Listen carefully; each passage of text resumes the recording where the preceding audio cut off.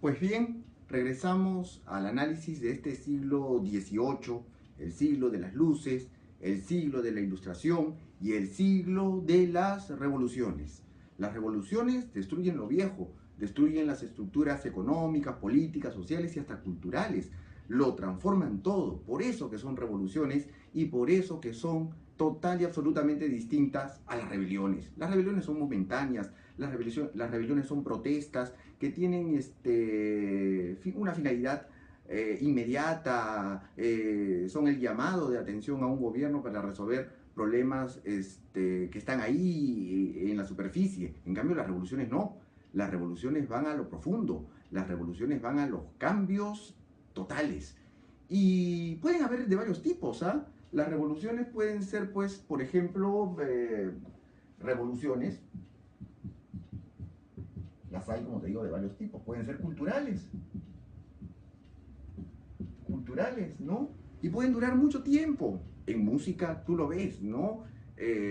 Analiza, no lo vamos a hacer acá, pero analiza el siglo XX nada más, para que veas cómo durante 100 años la música varía de una manera vertiginosa, pero aún así es durante 100 años, puede ser de manera prolongada, puede ser muy extendidas en el tiempo, pueden ser culturales, políticas,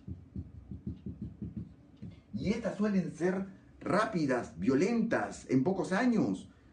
Solamente recordemos de la que hemos celebrado pues, su centenario el año pasado, la Revolución Rusa. La Revolución Rusa cambió al viejo y arcaico imperio ruso en el primer país comunista, la primera república comunista del mundo fue justamente Rusia, que cambió durante todo 1917. Los ideales de Marx se aplicaron ahí de manera rápida, violenta y efectiva. Es el típico ejemplo de una revolución tremenda y rápida, ¿no? Entonces pueden ser revoluciones políticas, revoluciones a veces también económicas y que pueden demorar mucho tiempo, como por ejemplo la revolución industrial, que también vamos a analizar en este curso.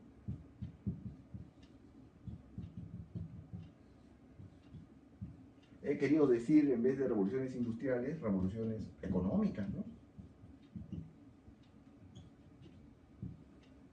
La revolución industrial pues maquinizó la economía. Durante fines del siglo XVIII, Inglaterra pues comenzó descubriendo las máquinas. La primera fue la máquina a vapor y la máquina a vapor se transformó en máquina de hilar, en máquina tejedora, en máquina despepitadora del algodón. Luego esa máquina a vapor se transformó en automóvil y luego esa máquina de vapor se transformó en ferrocarril y luego esa máquina de vapor se transformó en barco y el mundo cambió y la economía cambió y eso pasó desde 1750 hasta 1850 y se inició una segunda revolución industrial que tuvo como fuentes energéticas a la electricidad, al petróleo, a la química misma. Entonces son revoluciones que se dan durante mucho tiempo, pero que aún así sus cambios son perdurables, ¿no? Perdurables. Por ejemplo, un país como el Perú, que no se metió en esa lógica revolucionaria de la revolución industrial, pues se quedó como nos hemos quedado, un país pues en ese estadio que los sociólogos de la posmodernidad llaman el tercer mundo, un país dedicado pues a una economía primaria no maquinizada. Aquí nunca se inventaron autos, aquí nunca se inventaron iPads, aquí no hubo innovación tecnológica, más allá de la que pudiera servir para seguir extrayendo metales preciosos o mejorando la agricultura, ¿no? O tal vez a nivel de ingeniería para unir una geografía tan complicada como la peruana. No, eso no pasó, entonces perdimos la posta y país que pierde la posta y no entra a las lógicas de las revoluciones pues se estancan, ¿no? Entonces de ahí pues el peso de las revoluciones culturales, políticas, industriales, económicas y claro, quisiera en esta oportunidad pues dedicarme a cómo ese siglo XVIII comenzó a iniciar o digamos a fundamentar las bases de estas revoluciones políticas que destruirán eso que se llamó el antiguo régimen. Entonces, primero, me parece preciso recordarte lo que ya en el siglo XVIII la gente comenzaba a llamar el antiguo régimen, es decir, lo viejo, aquello que ya debía destruirse, cambiarse, transformarse por justamente su senectud, por su atavismo, por su ancianidad. Es decir, ya debía salir de la mente de las personas las estructuras políticas y sociales que habían caracterizado al siglo XVI, al siglo XVII y hasta bien entrado el siglo XVIII. Entonces, a ese periodo, que había sido también brillante, que había sido de imperios, de monarquías que se habían vuelto dueñas del mundo, la gente ya comenzó a verlo mal, a verlo desfasado. Es la lógica de la historia, es la dialéctica de la historia, diría un filósofo, y esa es pues la visión que tiene el hombre ilustrado de ver a esa antigua época como justamente el régimen viejo, el antiguo régimen. Entonces, te quiero recordar qué era ese antiguo régimen al cual las ideas ilustradas van a combatir y luego intentarán destruir. El antiguo régimen es, como te digo, un nombre peyorativo, es decir, así es como la gente del presente, del siglo XVIII, veía lo anterior, el siglo XVII, el siglo XVI. Es una visión del hombre nuevo y de la mujer nueva frente a una sociedad que ya estaba en su canto de cisne, estaba autodestruyéndose, ¿no? Porque no hay, pues, en verdad, sociedad que dure estática 100 años, ¿no? O 200 años o 300 años. Los cambios tienen que venir. Entonces, el antiguo régimen es una forma peyorativa de ver a los siglos XVI, XVII y XVIII. Son las estructuras políticas, sociales, económicas, propias de los siglos XVI, XVII y hasta XVIII, ¿no? Entonces, el antiguo régimen son las estructuras políticas, sociales, económicas propias de los siglos XVI, XVII y XVIII. Y claro, tenemos que recordar cómo era pues esa sociedad en el siglo XVI, XVII, XVIII, en sus niveles de política, sociedad y economía.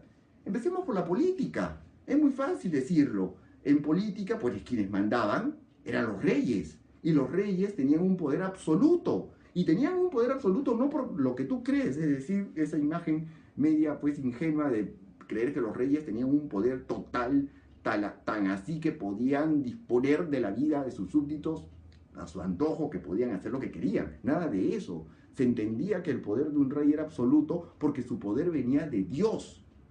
El rey solo le respondía a Dios. Entonces empecemos con ese antiguo régimen visto desde la política.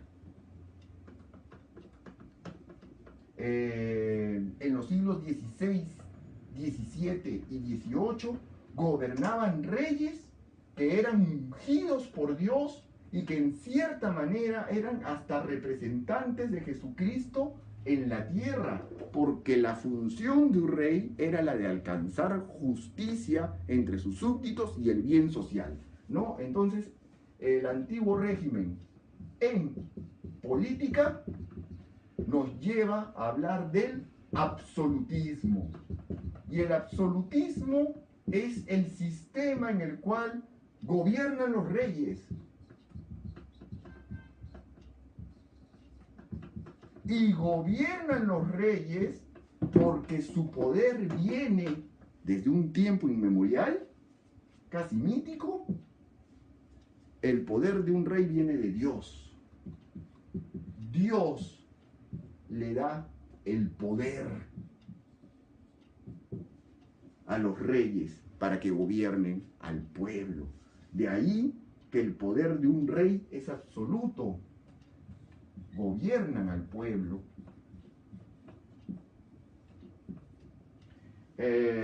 Y los gobiernan con la misión de alcanzar la justicia y el bien social, porque todo régimen se proclama como el que busca la prosperidad y felicidad de su pueblo. Entonces, estos reyes gobernaban en nombre de Dios con un poder absoluto y no respondían a ningún tribunal humano. Entonces, en política es la época del absolutismo. Y las monarquías se volvieron poderosas.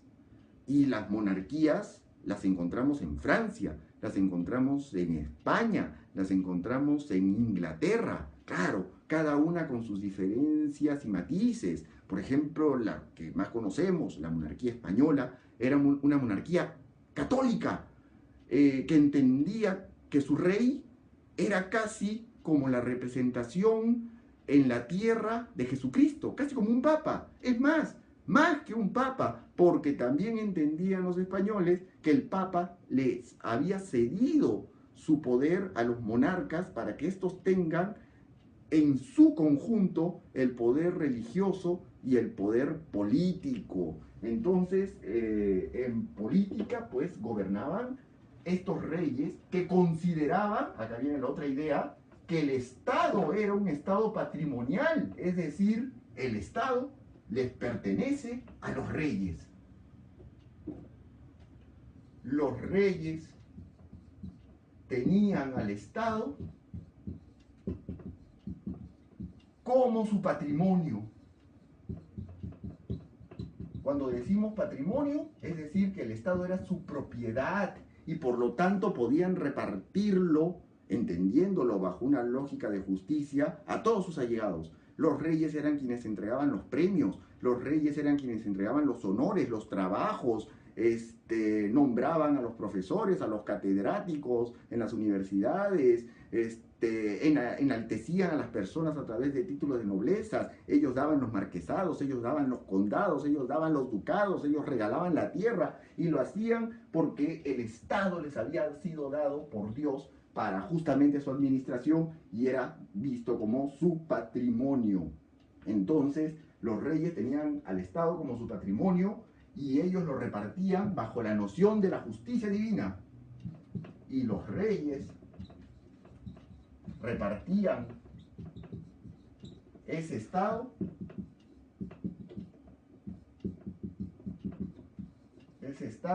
bajo una idea de justicia, o pretendían ellos ser justos, ¿no? Una idea de justicia. Claro, es una idea que está fundamentada por la religión, que está fundamentada por la teoría política, porque en esta idea absolutista, pues religión y política están unidas, porque obviamente el monarca tiene un carácter místico, mágico, está ligado a la divinidad. Y por ello tiene súbditos que le obedecen fielmente, porque así lo ha dispuesto Dios. Así lo ha dispuesto Dios. Entonces, eso es en política el absolutismo, el Estado patrimonial, que caracterizaron a esta época que ya en el siglo XVIII comenzó a ser vista como un viejo régimen, ¿no? Y en sociedad, la situación es más compleja, porque la sociedad del antiguo régimen es una sociedad, y acá viene la palabra clave, estamental. Estamental.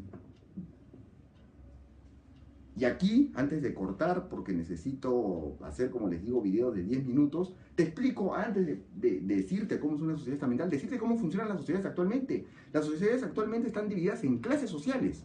Y eso está bien, porque no todos somos iguales. Y las clases sociales se definen por el dinero, por el ingreso económico, por la situación económica de las personas. En el Perú existe la clase A, B, C, D, E. En la clase A pues está esa gente que tiene pues trabajo, un buen sueldo, y en la clase E está quien pues vive con 3 soles en el bolsillo a diario. Tú, por estar en la universidad, debes estar en la clase A o B, no puedes estar en la C. Pero vivir en una sociedad de clases sociales tiene una gran ventaja, que las clases sociales se pueden cambiar, que si tú has nacido en una clase baja con mucho esfuerzo y trabajo, puedes subir. Y si has nacido en una clase alta, pero te dedicas al ocio y te dedicas al despilfarro más absurdo, pues puedes bajar y terminar debajo de un puente en la más completa de las pobrezas. Entonces, las clases sociales, al definirse por dinero, permiten movilidad, ascenso, bajadas, emprendimiento. Eso no pasaba en el antiguo régimen, donde vivir entre estamentos era una cosa realmente compleja y que prácticamente era inamovible. Y te voy a decir por qué cuando regresemos en el próximo video. Gracias.